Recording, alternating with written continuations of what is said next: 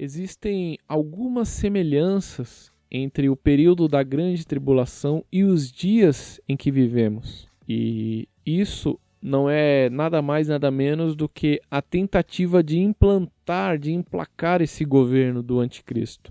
Mas ele só será implantado quando Deus permitir. Não significa que o inimigo está tentando implantar este governo único mundial, que na verdade não vai abranger a todos, mas será um poder incomparável. E durante a história, no decorrer da história, muitos tentaram tomar para si esse título. E nós temos visto a sociedade sendo preparada para que este momento aconteça, como foi falado na última aula. É preciso um caos estabelecido para que apareça o anticristo. Então, algumas particularidades da grande tribulação com os dias atuais é que, primeiro, haverá um líder poderoso. E atualmente nós vemos, principalmente através da China, através da Rússia, nós vemos governos com líderes poderosos.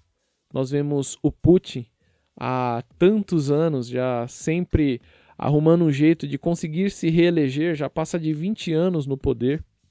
Nós vemos o Xi Jinping com o Partido Comunista Chinês também, há tanto tempo, e já prorrogou agora o tempo de liderança que ele vai conseguir permanecer.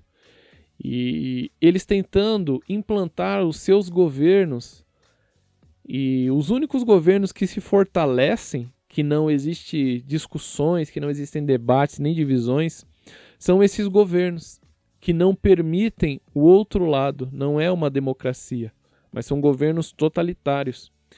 Muitos falam dos Estados Unidos, mas os Estados Unidos ainda permanecem em uma democracia. Então o Trump, que muitos achavam que o seu genro era o anticristo, ele foi derrotado pelo Biden. Então isso já mostra que as democracias, elas não se enrijecem, mas é preciso de um governo que não tolere o outro lado para que este país, para que este governo, para que esse império se fortaleça. E é isso que está sendo preparado, principalmente pelo lado socialista, que não suporta a opinião alheia, não suporta o debate saudável, não é a discussão saudável, mas querem implantar à força as suas vontades. Então, este é uma das possibilidades que nós vemos acontecendo do governo único ser implantado, deste governo forte, que será o mais forte de todos, quando o anticristo fará um pacto com muitos. Nós vemos isto tentando ser implantado, e mesmo através das democracias, tentando acabar com aquilo que fortalece uma democracia. Ainda neste âmbito político, haverá apenas uma ideologia na grande tribulação. E não é isso que o lado comunista velado tenta fazer? Implantar o comunismo de forma agressiva, de forma difamatória. Nós vemos as notícias de pessoas de bem tentando fazer coisas boas e os valores são invertidos, os valores da família. Por mais que você possa não concordar com os valores da família, o que eles fazem não é apenas discordar. Eles querem que todas as pessoas sejam da mesma forma que eles. Então eles não querem um diálogo, uma convivência saudável. Eles querem que as pessoas pensem como eles. Haverá na grande tribulação perseguição ao povo de Deus. E nós vemos isso acontecendo em diversos locais. Em governos totalitários, como nós vemos na China, a perseguição. Como nós vemos nos países islâmicos, a perseguição, o assassinato aos cristãos, os islâmicos mais radicais, degolando os nossos irmãos. Então, apesar de haver uma perseguição religiosa em algumas partes, aquilo que nunca escapa dessa perseguição ferrenha, e aqueles que nunca escapam, são aqueles que seguem a Cristo. Portanto, este é mais um resquício de grande tribulação que nós vivemos, porque o texto diz que muitos anticristos surgirão antes do anticristo. E também nós podemos dizer que muitas tribulações, muitas grandes tribulações, surgirão até que aconteça a grande tribulação. É o governo tentando ser implantado por Satanás. Mas quem tem o controle soberano da história é Deus. Por isso, essas coisas só vão acontecer quando Deus permitir, no tempo de Deus, não antes.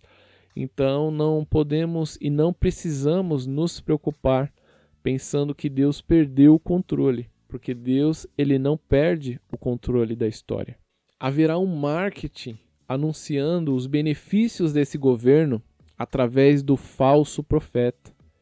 E não é isso que acontece através das mídias sociais hoje em dia, e através muitas vezes da televisão aberta, das mídias abertas, dos veículos de comunicação, quando nós vemos criminosos sendo exaltados no lugar da lei, no lugar da polícia, as pessoas difamando as autoridades ao seu bel prazer, e depois nós viemos a descobrir que aquelas pessoas de fato eram criminosas, mas aí não há um retorno para se desculpar sobre as notícias, mas não.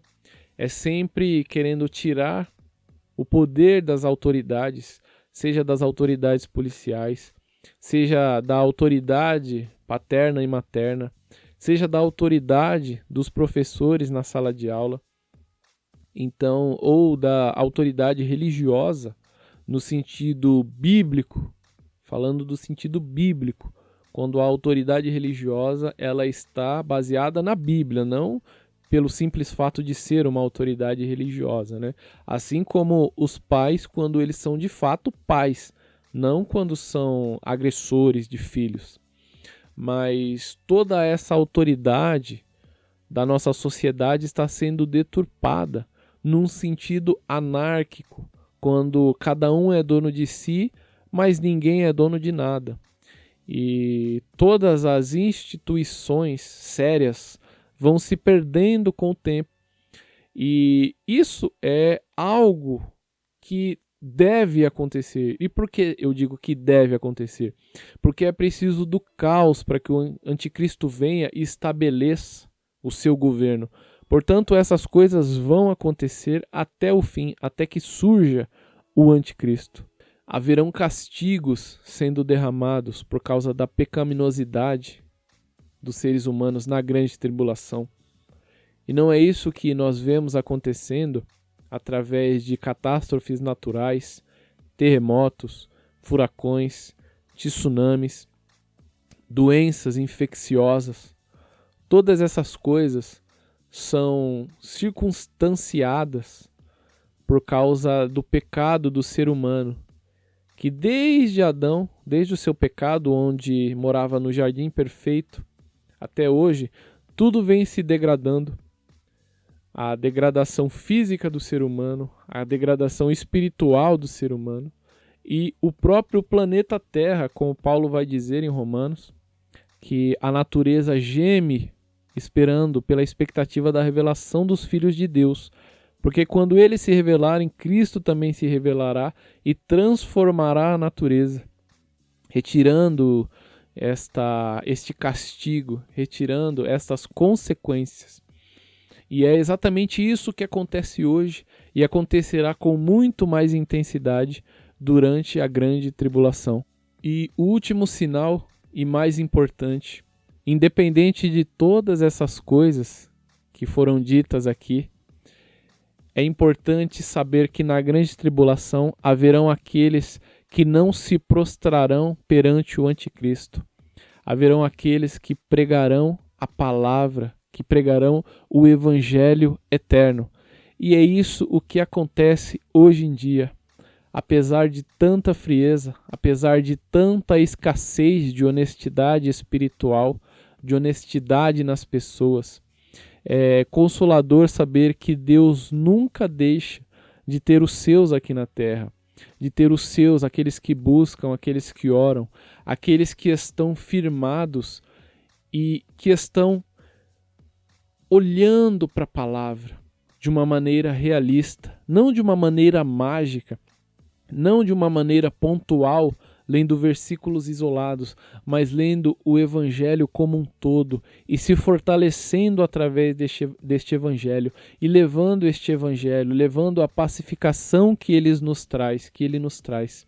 Portanto, o nosso papel neste momento, onde nós vivemos, entre aspas, uma das grandes tribulações antes que venha a grande tribulação de fato, é permanecer na palavra de Deus, é permanecer no Evangelho, independente que nós precisemos fugir, mesmo que as igrejas desapareçam e nós precisemos estar dentro das cavernas, que o Evangelho, como Paulo diz quando estava preso, eu estou preso com cadeias, mas o Evangelho está livre.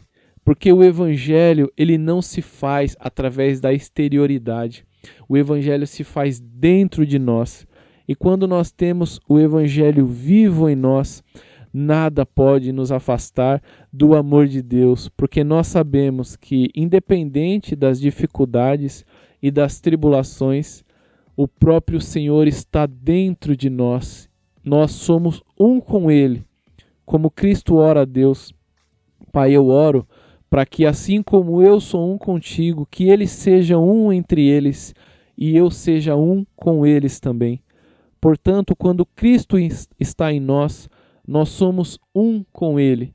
E se somos um com Ele, participamos das suas aflições, mas também participamos das suas bênçãos, participamos da celestialidade, participamos da salvação eterna e já estamos entronizados com Ele nas regiões celestiais.